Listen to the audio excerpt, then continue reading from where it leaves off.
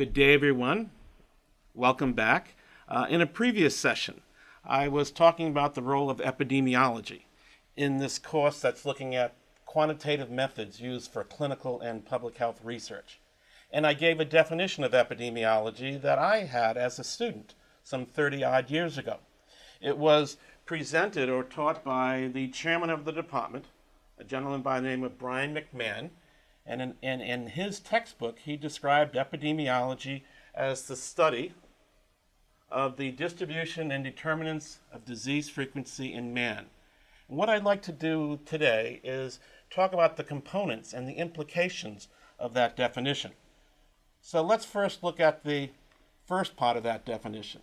Epidemiology deals with the study of the distribution of disease frequency in human populations. We measure outcomes. Usually we're measuring disease. Examples of some outcomes we might be measuring are things like mean blood pressure, prevalence of hypertension, incidence of developing coronary heart disease, risks, odds, rates. Those are things we're going to be talking about in this sequence and in future sequences of this course. But let's today talk about the notion of prevalence. And this week in this sequence, what I'd like to do, give you a roadmap, is first I'd like to do a mini review of what Marcello's been talking about in the various measurement scales we use in quantitative methods. And then I'm going to focus primarily on binary outcomes. I'll give you some justification why we're doing that in a future lecture. And I'm going to be focusing in this sequence on the notion of prevalence, describing what it is, describing how we measure it, and then talking about what factors influence prevalence. What are the determinants of prevalence? What makes a prevalence in a group of people, a high value or a low value? And then we'll end this sequence by giving you a problem set based on the Framingham Heart Study, ask you to do some simple calculations, and then go over those calculations with you to make sure you understand the notion of prevalence. So first, for a mini review, I've made this little scale here talking about different types of outcome measurements we might encounter in epidemiology, using the nomenclature that was described by Marcello Pagano. Some of our outcomes are nominal in scale. A nominal measurement means that we have a categorical outcome. We're assigning numbers to those, represent those different categories. So for example, those numbers are just going to be labels to represent which different categories a person might fall into. Examples of nominal measurements are disease diagnosis. You're admitted to a hospital, and you might be diagnosed with a myocardial infarction, a heart attack, or diagnosed with cancer. But when you leave the hospital, there's a diagnostic code that signifies what the discharge diagnosis was for that hospital stay. Another example of a nominal outcome might be the cause of death. People die from cancer, people die from stroke, people die from heart disease. We might have different codes to represent those different causes or different categories of death. Those numbers are just labels. A higher number doesn't mean you have more death than a lower number. There's no order among those causes of death.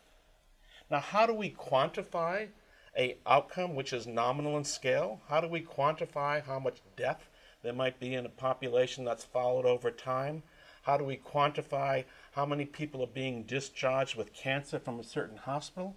The measures we use are typically proportions or something called odds. And I'd like to describe both of those by examples as we go through the sequence of the lectures for this particular session. Well, let me give you an example of a nominal outcome, which is the diagnostic code that's assigned to a person when they are discharged from a hospital. What I have here are International Classification of Disease 9, version 9 of the ICD International Classification of Disease codes. This is not the most recent revision of these codes, but it drives home the point. If you were hospitalized and were diagnosed with breast cancer, when you were discharged, on your medical record would be the ICD-9 code for breast cancer, which is 174. On the other hand, if you were hospitalized and discharged with an acute myocardial infarction, a heart attack, you'd be discharged with a different ICD-9 code. In that case, it would be the number 410. And finally, if you were brought to a hospital to deliver a child and you had a complication of that pregnancy, your ITC9 code would be 646. Now, those are just labels. Any number would be fine to represent breast cancer. Any number would be fine to represent acute myocardial infarction. I chose these three examples because if you take the number 174 and average it with the number 646, you get the number 410. But does that mean having acute myocardial infarction or heart attack is essentially halfway between having breast cancer and having a complication of a pregnancy? And obviously it's not. These numbers are just labels. You can't add them, you can't average them. All you can do is, if you want to describe how much breast cancer is existing among discharges from a certain hospital, is to report the proportion of women who come to that hospital and are diagnosed with breast cancer. So for a nominal outcome, the best you can do is report frequencies, report proportions, report odds. And I'll talk more about proportions and odds in a few minutes. Now, what if your outcome is ordinal in scale, meaning it's categorical, but there's an order among the categories? Well, the numbers we assign to those categories now are reflecting order. The lower the number that's assigned to a category might represent the less of that quantity which is being measured by that outcome. So, for example, we might have a scale measuring severity of disease among different people, among people diagnosed with a certain cancer. You might have something called stage 1 cancer, stage 2 cancer, stage 3 cancer.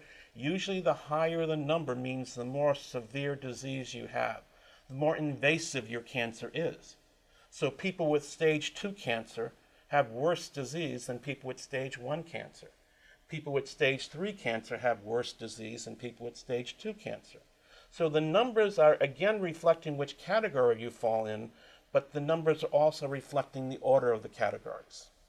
A very common example of an ordinal outcome in epidemiology are measurements of quality of life or health status.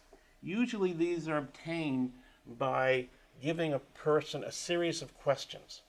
Each question has a series of answers, and you look at the answers to individual questions and you total them up to get a total score for that person's quality of life, whether it's measuring physical or mental quality of health.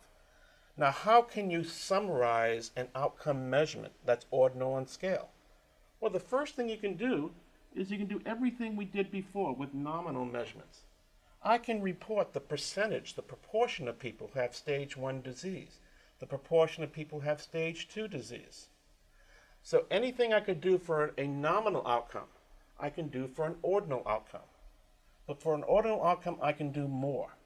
I can take into account that the numbers that are assigned to these outcome categories reflect order. I can line people up against the wall by their numbers. Put in the top of the line everybody who has stage 4 disease. Next, following them, everyone with stage 3 disease. Following them, everyone with stage 2 disease. And last, everyone with stage 1 disease. And then what I can do is find the middle person in that line and look at the stage of disease that that particular person has. That value is what we call the median.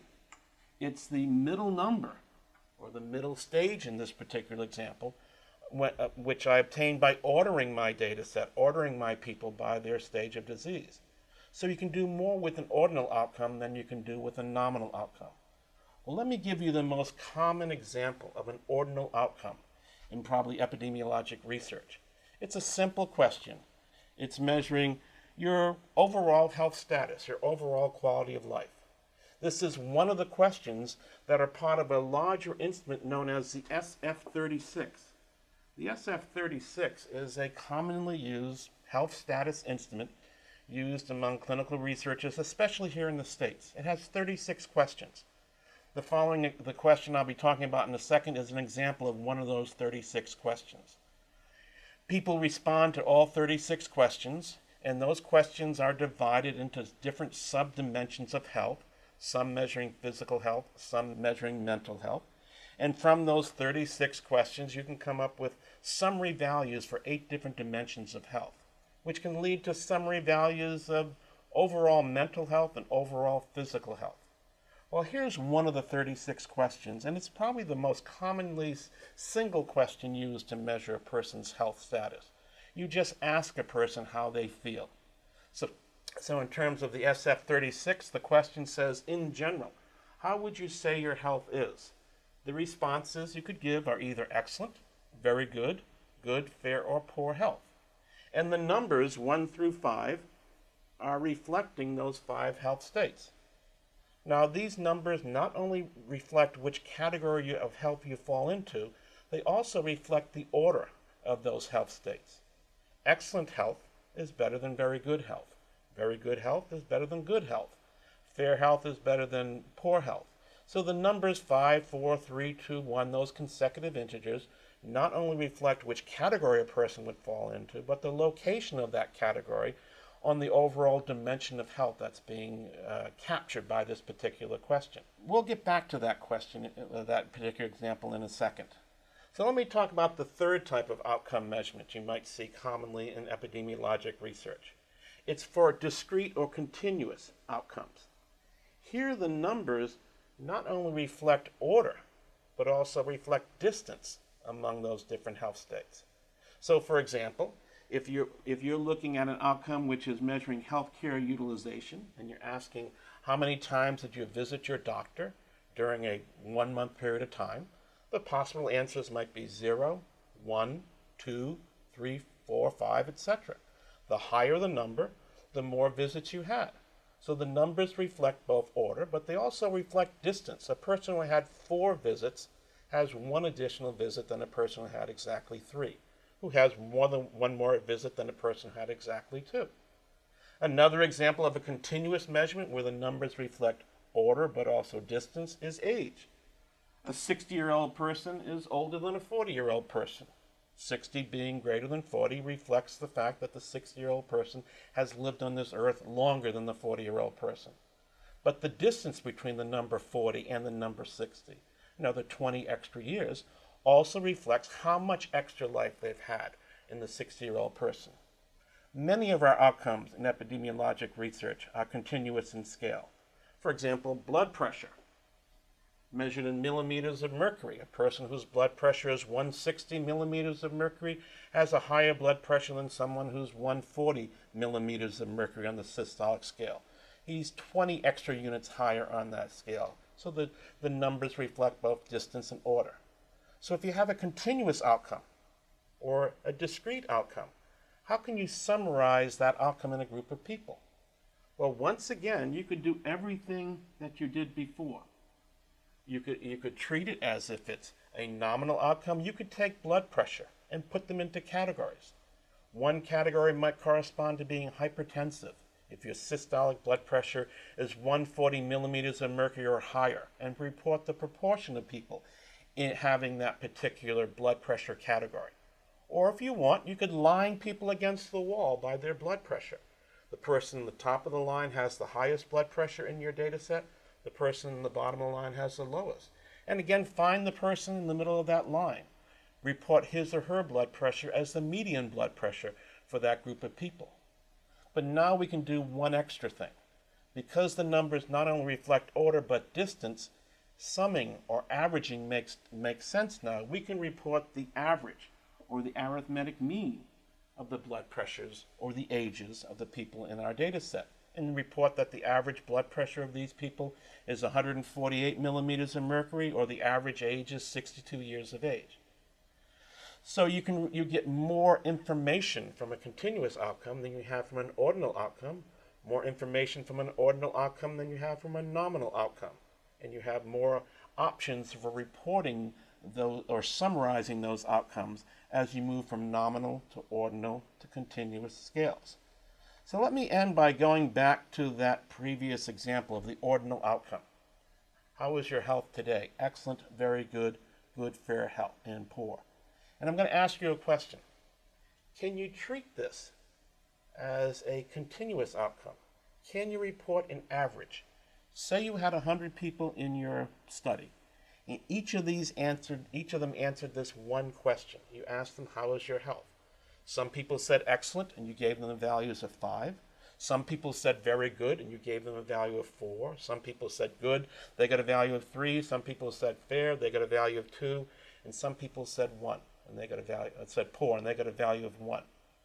Does it make sense to average those 100 different answers into one single average and say the average health status of the 100 people in this study is a 3.2 when you average those numbers together? Well, when you average, you're assuming that the numbers reflect both order but also distance. If you have 2 people, one who reports having very good health and another person reports having fair health, well, if you average their numerical values, 4 and 2, you'll get as the average the number 3. But does that mean in your mind that good health is right in the middle, halfway between having fair health and having very good health? So what I'd like you to think about is, in your mind, think of these 5 states of health: excellent, very good, good, fair, and poor. Right now they're being represented by consecutive integers that are equally spaced apart, 5, 4, 3, 2, 1. Do those equally spaced integers represent the spacing in your minds between having excellent versus very good health, very good versus good, good versus fair, and fair versus poor? In other words, what I'm asking you is, the gap between, say, fair and good health the same as the gap in your minds between having very good and excellent health? And I think as a nice exercise, what it might be worth doing is essentially, let's see if in your minds whether this scale can be treated as if it's continuous. Do the integer values really reflect order? So what I'm going to ask you to do is to take a piece of paper and draw a line on it. Anchor at one end of the line the number 1 representing poor health. At the other end of the line, anchor that as having excellent health. And what I want you to do is put 3 X's on this line, representing those 3 different health states. So one of the health states is very good. So we're on the spectrum of health, where the bottom of the line, or the left-hand side, is representing poor health, and the right-hand side is representing excellent health. Where would you put an X in your mind to represent what you think is very good health? Where would you place an X in your mind to represent having good health? Where would you place the line representing fair health? And then what I want you to do after you draw that line is take a ruler and measure the distances between those X's to see if they are equally spaced, as represented by those 5 integers, 1 through 5. If they are, then you can say those integers are not only reflecting order, but also distance. If they're not, then those numbers are not reflecting distances, and you shouldn't be averaging people's responses to this question and reporting an average health state. So try that, and when we get back, I'll show you the results of the similar exercise I did in a class here that I taught at Harvard a few years ago, to see if their X's were equally spaced or not. So I'll stop right now.